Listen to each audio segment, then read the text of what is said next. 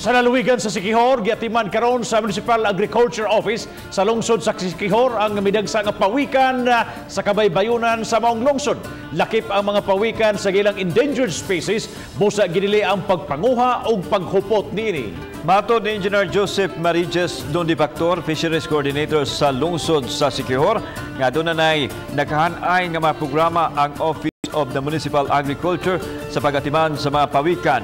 Kabahin sa mga programa mao ang paghanay o mga plano unsaon pag-preserbar sa pawikan. Auhag sa Office of the Municipal Agriculturist sa Tagalungsod nga mas maayong ipahibaw sa lungsod ang madagsa nga mga pawikan sa kabaybayunan inay kinihilabtan at imanon kini sa buhatan ug Buhian pagbalik sa dagat kung managko na ang mga pawikan. Ang unang cause nakakaon sila og taga og silupin, unya dili sila mahilisan hangtod sila modagsa.